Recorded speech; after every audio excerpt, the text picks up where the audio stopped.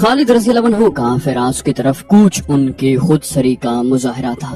امیر المومنین حضرت ابو بکر صدیق رضی اللہ عنہ نے انہیں صرف فارس والوں سے لڑنے کی اجازت دی تھی۔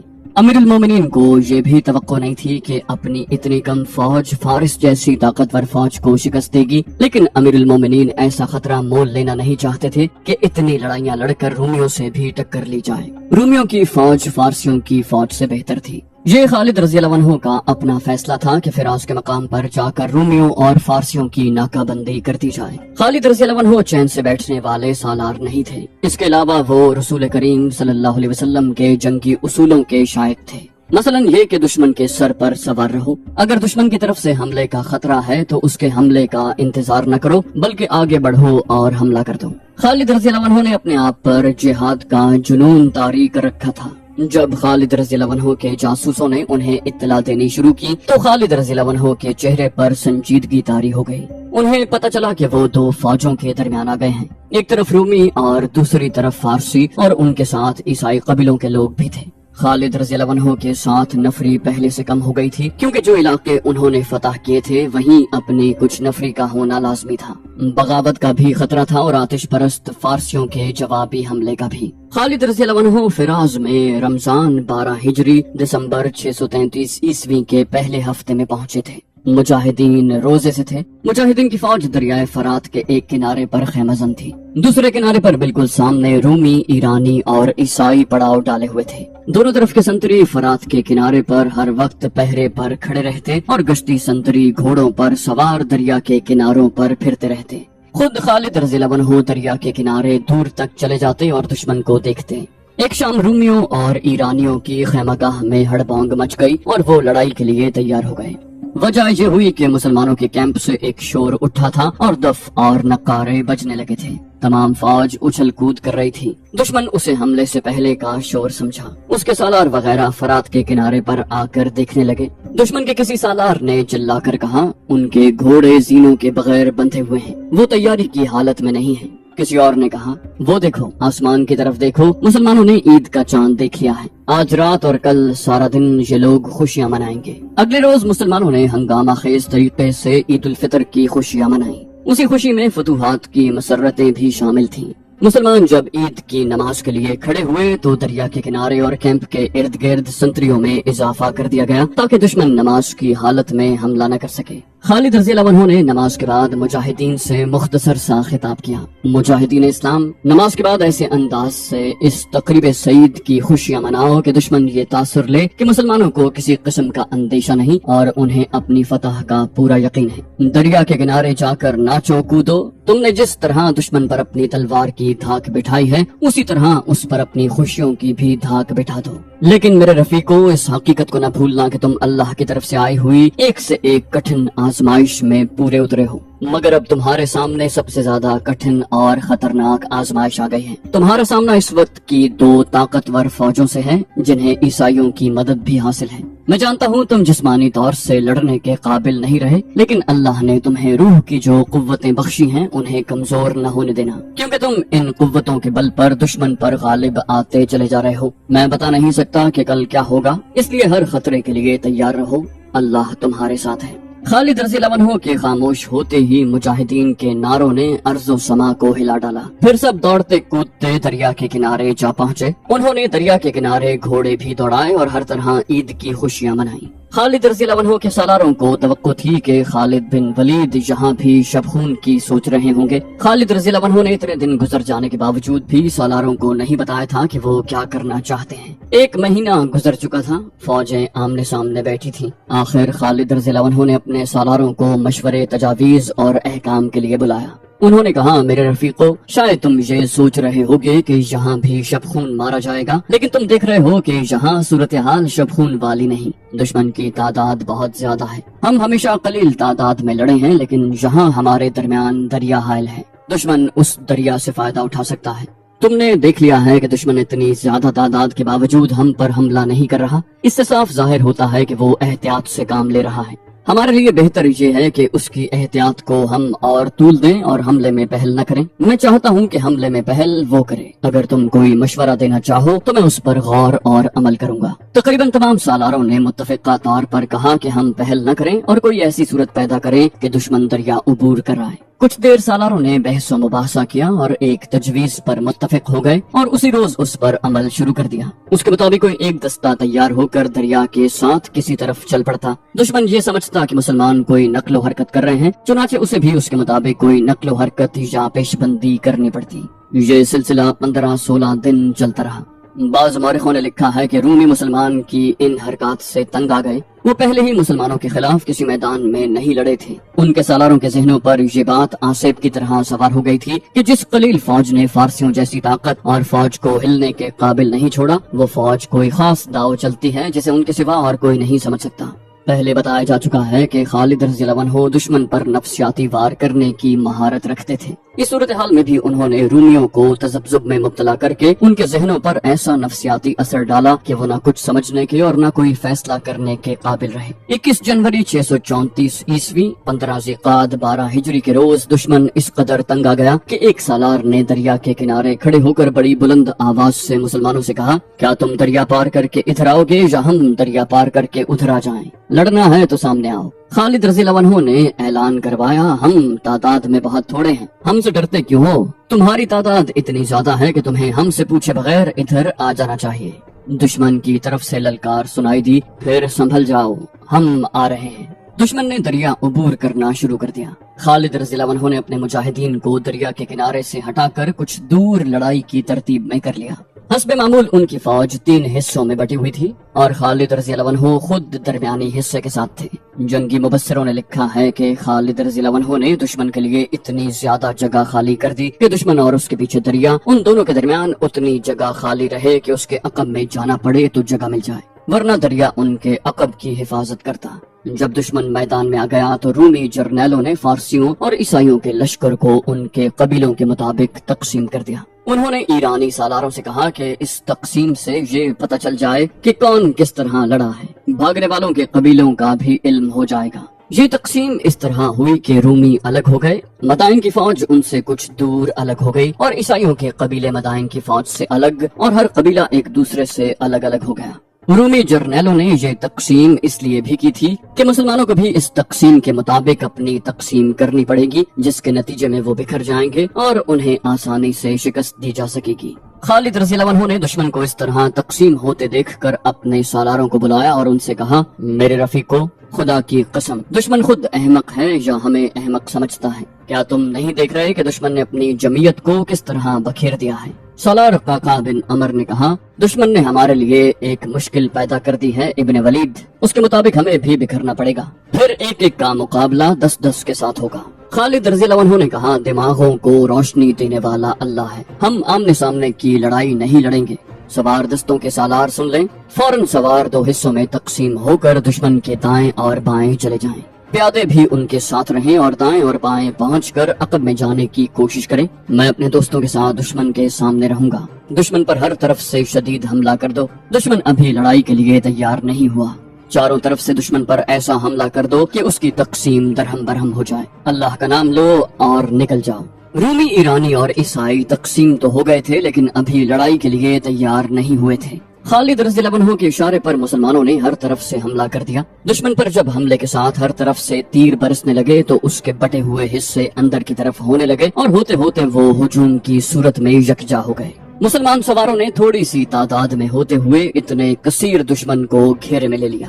دشمن کی حالت ایک گھنے ہجوم کی سی ہو گئی جس سے گھوڑوں کے گھومنے پھرنے کے لیے جگہ نہ رہی۔ ایرانی اور عیسائی پہلے ہی مسلمانوں سے ڈرے ہوئے تھے، وہ چھپنے یا پیچھے ہٹنے کے انداز سے رومی دستوں کے اندر چلے گئے اور انہیں حرکت کے قابل نہ چھوڑا۔ مسلمان سواروں نے دوڑتے گھوڑوں سے دشمن کے اس ہجوم پر تیر برسائے جس سے دشمن کی اتنی بڑی تعداد اور زیادہ سمٹ گئی۔ اس کیفیت میں پیادہ مجاہدین نے ہلہ بول دیا۔ عقب سے حملہ ایک سوار دستے نے کیا۔ خالد رضی اللہ عنہ نے اپنے تمام سوار دستوں کو ایک ہی بار حملے میں نہ جھونک دیا، دستے باری باری حملے کرتے تھے۔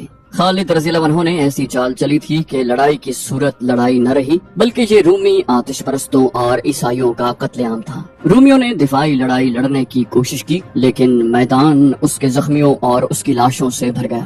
سپاہیوں کا حوصلہ ٹوٹ گیا اور وہ میدان سے بھاگنے لگے۔ خالد رضی اللہ عنہ نے حکم دیا، پیچھے جاؤ، ان کے پیچھے جاؤ، کوئی زندہ بچ کر نہ جائے۔ مجاہدین نے تعاقب کر کے بھاگنے والوں کو تیروں اور برچھیوں سے ختم کیا اور مارکا ختم ہو گیا۔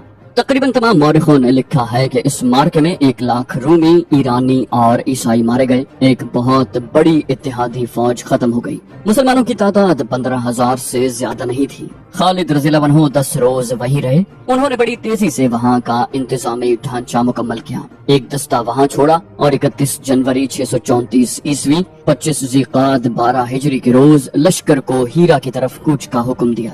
ایک سالار اپنے ساتھی سالار سے کہہ رہا تھا، کیا تم دیکھ نہیں رہے ابن ولید چپ سا ہو گیا ہے؟ خدا کی قسم میں نہیں مانوں گا کہ ابن ولید تھک گیا ہے یا مسلسل مارکوں سے اکتا گیا ہے۔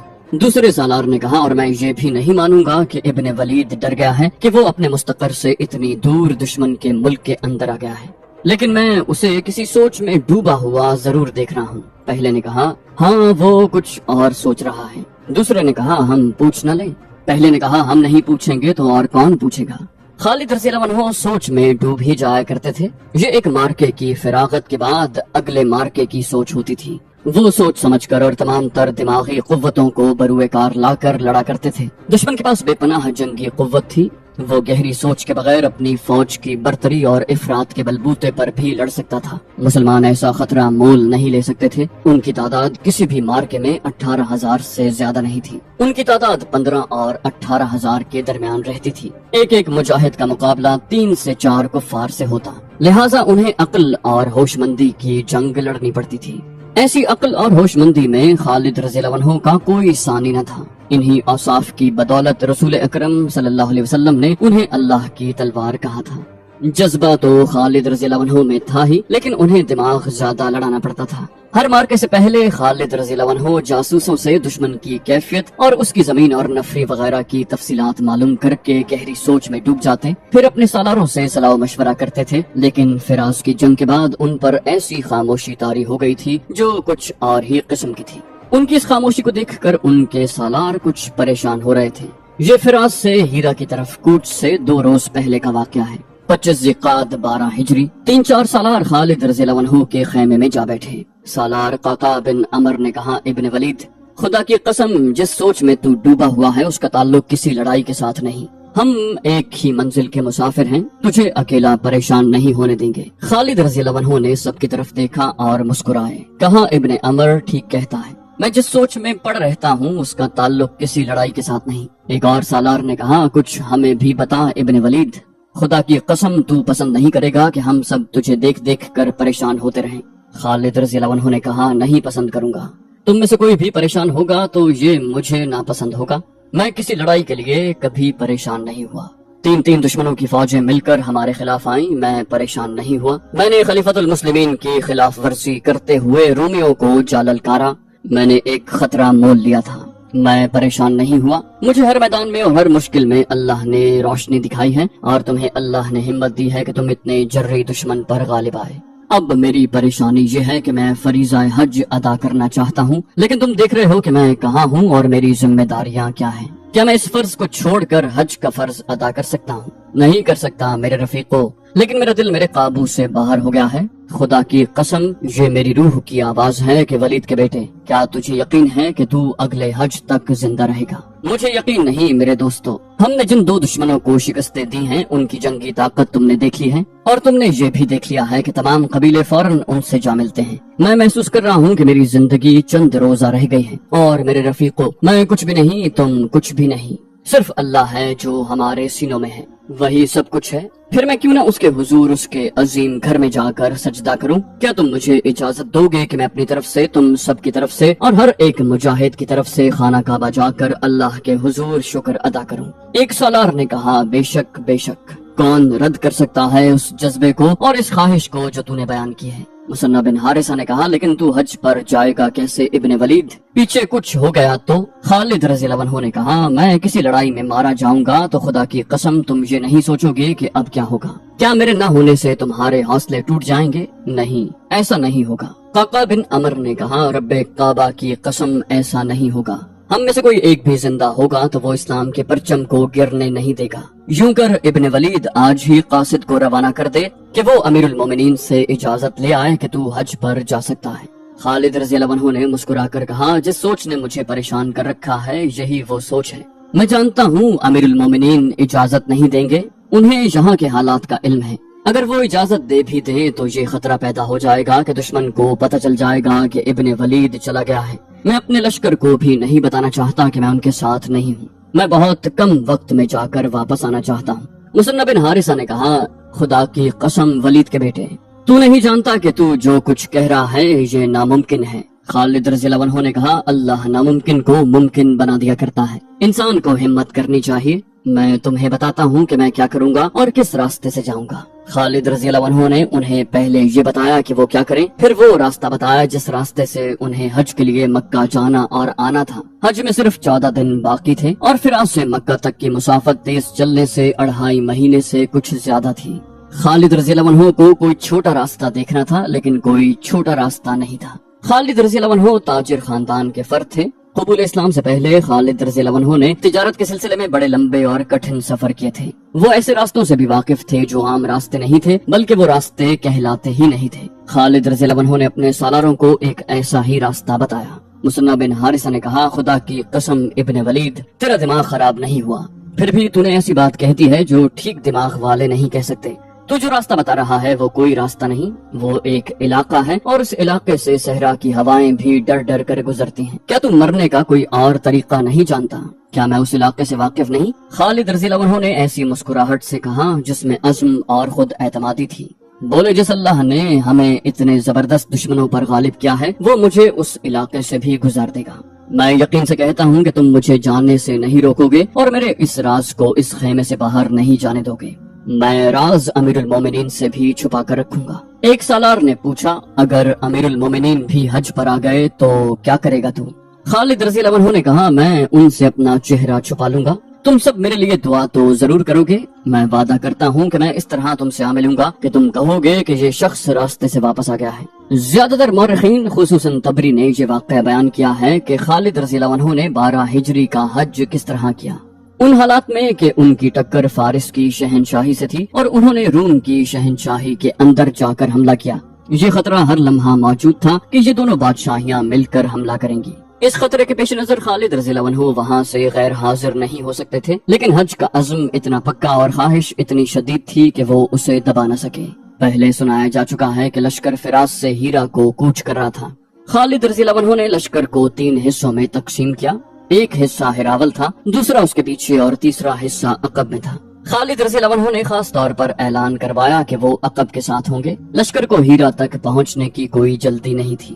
تیز کوچ اس صورت میں کیا جاتا تھا جب کہیں حملہ کرنا ہوتا یا جب اطلاع ملتی تھی کہ فلاں جگہ دشمن حملے کی تیاریاں کر رہا ہے۔ اب ایسی صورت نہیں تھی۔ لشکر کے کوچ کی رفتار تیز نہ کرنے کی ایک وجہ تو یہ تھی کہ یہ کوچ میدان جنگ کی طرف نہیں بلکہ اپنے مفتوحہ شہر کی طرف ہو رہا تھا۔ دوسری وجہ یہ تھی کہ مجاہدین متواتر لڑائیاں لڑتے اور پیش قدمی کرتے رہے تھے، ان کے جسم شل ہو چکے تھے۔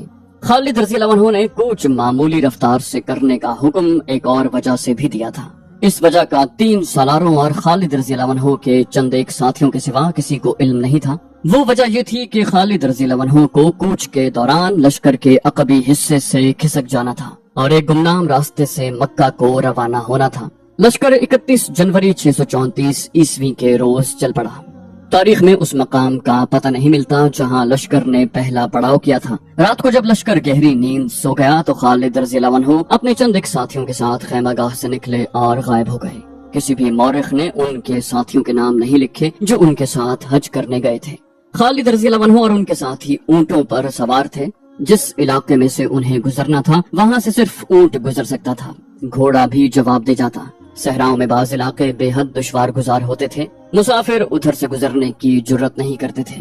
صحرائی قزاق اور بڑے پیمانے پر راہزنی کرنے والے انہی علاقوں میں رہتے تھے اور لوٹ مار کا مال وہیں رکھتے تھے۔ ان میں کچھ علاقے ایسے خوفناک تھے کہ قزاق اور رہزن بھی ان میں داخل ہونے کی جرت نہ کرتے۔ اس دور میں صحرا کے جس علاقے کو دشوار گزار اور خطرناک کہنا ہوتا تھا تو کہا جاتا تھا کہ وہاں تو ڈاکو اور رہزن بھی نہیں جاتے۔ خالد رضی اللہ عنہ نے مکہ تک جلدی پہنچنے کا جو راستہ اختیار کیا تھا وہ ایسا ہی تھا جہاں ڈاکو اور رہزن بھی نہیں جاتے تھے۔ اتنے خطرناک اور وسیع علاقے سے زندہ گزر جانا ہی ایک کارنامہ تھا، لیکن خالد رضی اللہ عنہ دنوں کی مسافت منٹوں میں طے کرنے کی کوشش میں تھے۔ انہیں صرف یہ سہولت حاصل تھی کہ موسم سردیوں کا تھا، لیکن سینکڑوں میلوں تک پانی کا نام و نشان نہ تھا۔ تو دوستو یہ تھی ہماری آج کی ایپیسوڈ۔ امید کرتے ہیں آپ کو ہماری ایپیسوڈ پسند آئی ہوگی۔ جانے سے پہلے اس ویڈیو کو لائک، شیئر اور کامنٹ کرنا مت بھولیے، اور اگر آپ ہمارے چینل پر نئے ہیں تو اسے سبسکرائب کیجیے اور بیل آئیکن پر کلک کیجیے تاکہ آپ کو تمام ویڈیوز فوراً ملتی رہیں۔ اگلی ویڈیو تک کے لیے اپنا خیال رکھیے۔ اللہ حافظ۔